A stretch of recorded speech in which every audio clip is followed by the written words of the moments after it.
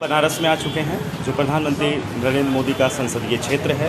तो 2024 लोकसभा चुनाव का बिगुल बजना दिखाई दे रहा है। तो यहाँ की आमजन से जानते हैं। हम यहाँ पे पप्पू चाय की दुकान पर हैं, जहाँ पे प्रधानमंत्री नरेंद्र मोदी से लेकर सपा के नेता अखिलेश यादव तक यहाँ चाय पी चुके हैं। तो यहाँ की आमजन से जानते हैं कि आखिरकार 2024 जो लोकसभा चुनाव है तो आम जन का क्या माहौल है, जानते हैं। तो लोकसभा चुनाव बहुत नज़दीक है, तो आप ये बताइए कि प्रधानमंत्री नरेंद्र मोदी यहाँ के 2 बार सांसद रह चुके हैं। तो इसके पहले जब सांसद नहीं थे तब में और अब में विकास में आपको क्या दिखता है, कितना विकास हुआ है इनके रहते हुए? देखिए, भारत में जो विकास काम मोदी ने शुरू किया है वो न भूतो न भविष्यतो। 70 साल तक कोई विकास नहीं हुआ देश में। हुआ काम तो होते रहे, लेकिन उतना नहीं हुआ जितना 9 साल में मोदी ने कर दिया।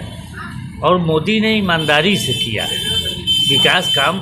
ऐसा नहीं है कि उद्घाटन कर दिया, वो उद्घाटन का एक शिलापट लग गया और काम कभी नहीं हुआ। ऐसा नहीं हुआ।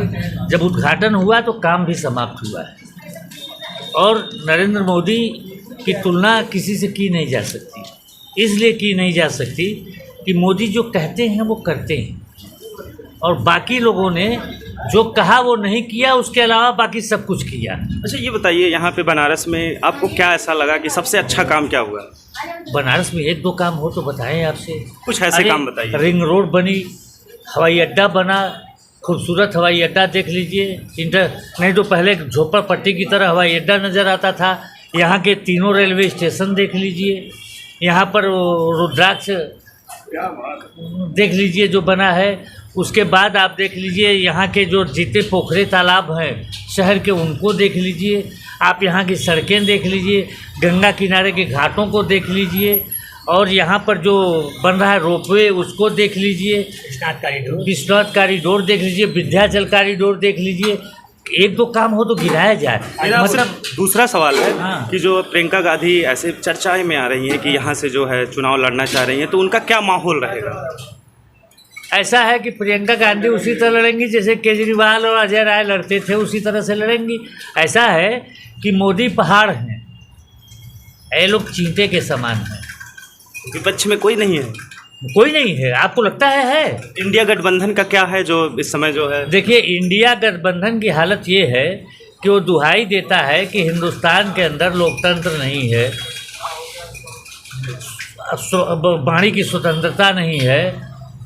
वही इंडिया गठबंधन 14 पत्रकारों पर प्रतिबंध लगा के अपनी औकात दिखा दिया कि वो क्या है।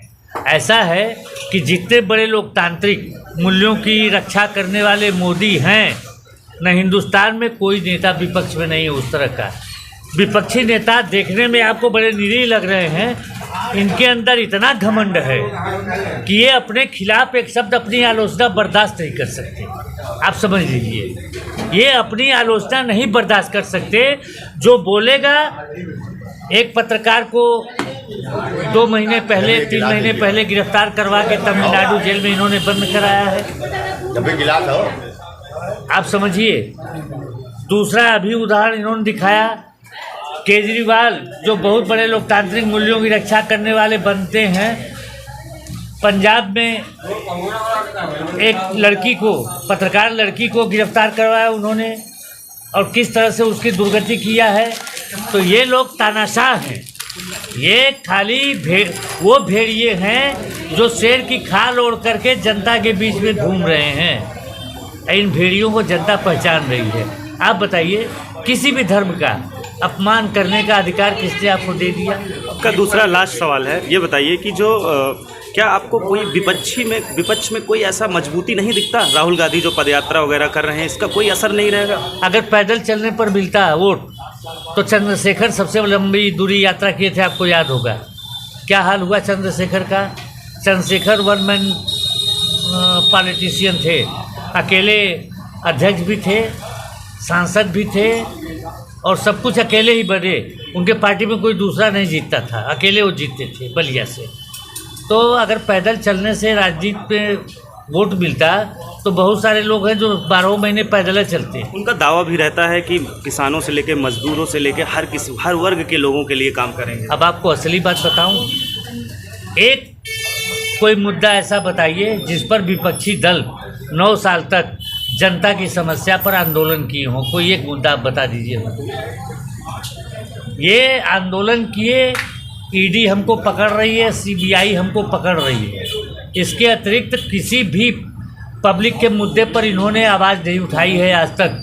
खाली मीडिया को बयान देते हैं कि बेरोजगारी बढ़ गई है, महंगाई बढ़ गई है, ये हो गया, लोकतंत्र नष्ट हो गया।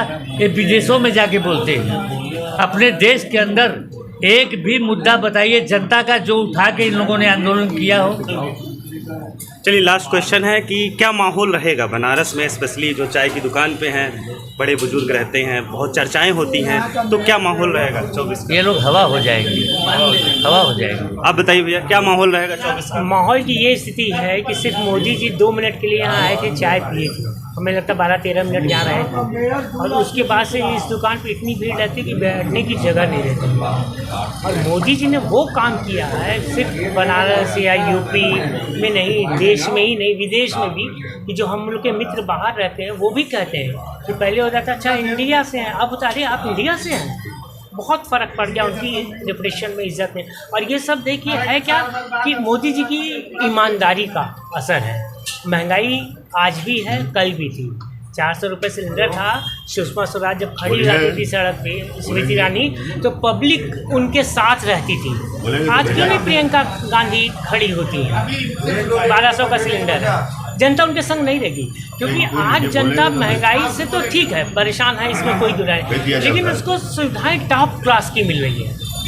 यानी आप चल रहे हैं AC फर्स्ट में और किराया आपको देना पड़ रहा है जनरल से थोड़ा ऊपर, तो जनता बहुत प्रसन्न है। उसको महंगाई पहले भी थी, मैं जब पैदा हुआ तो उस समय भी गाने आते थे, हाय महंगाई महंगाई मार गई। आज भी महंगाई है, लेकिन आज जनता को इतनी सुविधाएं हैं। हम टॉप यूरोपियन कंट्री की टॉप क्लास की सुविधाएं आज यहाँ उठा रहे हैं। कभी हम लोग सुनते थे कि फॉरेन में, यूरोप में मोबाइल लेके स्वीपर आता है, कार जाता है। आज हमारे घर में 3 आती हैं काम करने वाली भाइयाँ, और तीनों के बाद हमसे बड़ा और अच्छा मोबाइल है। लास्ट क्वेश्चन ये है, क्या यहाँ पे जो है प्रियंका गांधी अगर यहाँ चुनाव लड़ती हैं तो क्या मोदी जी टक्कर में रहेंगे? ये आत्महत्या करने समान होगा, राजनीतिक आत्महत्या करेंगी। ये कैसे? नहीं, यहाँ कोई स्कोप ही नहीं है। अच्छा, स्कोप ही नहीं है? यहाँ कोई स्कोप नहीं है, कोई माहौल नहीं है, कोई माहौल नहीं है, कोई स्कोप नहीं है। यहाँ की जनता, मोदी जी आप देखिए कि जितने PM होके उन्होंने जितने चक्कर यहाँ के लगा लिए। हमारे लोकल थे राजेश मिश्रा, कांग्रेस से सांसद, हम लोग उनको उतना नहीं देख पाते थे बनारस में जितना मोदी जी को हमने बनारस में देखा है। और योगी जी तो शायद हर हफ्ते में 3 दिन यहाँ रात में रहते हैं। पेपर में हम लोग पढ़ते हैं कि कल आए थे, 3 घंटे रहे, 4 घंटे रहे। तो मोदी जी का तो जवाब ही नहीं है। और वो गजब का व्यक्ति, हमको तो लगता है कि अब उनको थोड़ा अपने ऊपर कंट्रोल करना चाहिए। जो 18-18 घंटे करते हैं, चेहरे पे थोड़ी अब उनकी थकान दिखती है, कभी कदा वो थके हुए नजर आते हैं। जो व्यक्ति आज तक कभी जम्हाई लेते ही नजर आया। 24 घंटे ऑनलाइन, 24 घंटे ऑनलाइन, 24 घंटे देश सेवा और सिर्फ देश सेवा। एक्चुअली तो ये राष्ट्रपिता का योग्य है। लास्ट क्वेश्चन ये है कि क्या आपको राहुल गांधी के बारे में क्या ख्याल है? ज़मीनी स्तर से जुड़े हुए लगते हैं कि नहीं? बहुत बढ़िया आदमी है Rahul Gandhi. As a person उनका कोई जवाब नहीं।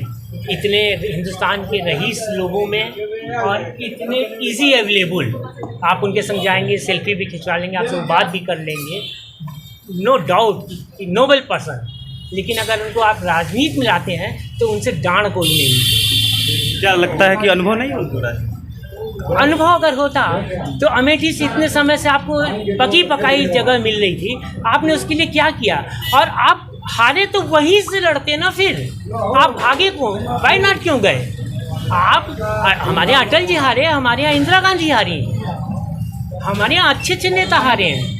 आप हारे तो आप भागे डर की। दोबारा फिर से लड़ना चाह रहे हैं तो क्या फिर दोबारा माहौल बन सकता है? भाई ये तो आपकी कमी उजागर हो गई ना कि आप जहाँ से हारे आप भाग खड़े हुए। पैतृक सीट थी आपकी वहाँ, आपको वहाँ के लोगों से लगाव होना चाहिए था। स्मृति ईरानी हारी थी, वो 5 साल वहीं पे रही, जनता से मिली, क्या दिक्कत है, क्यों नहीं पसंद किया, क्यों हारी? आप ये काम आपको करना चाहिए था। आप नहीं आते, आप भाग खड़े हुए, तो भगेड़ू आदमी नहीं पसंद किया जा सकता। और आप अडानी अंबानी मुद्दा लेके बैठती हैं। अंबानी तो पेट्रोल पंप पे पेट्रोल भरने वाले थे, आप सब जानते हैं। और इंदिरा गांधी के समय वो विश्व के नंबर 1 आदमी हो गए।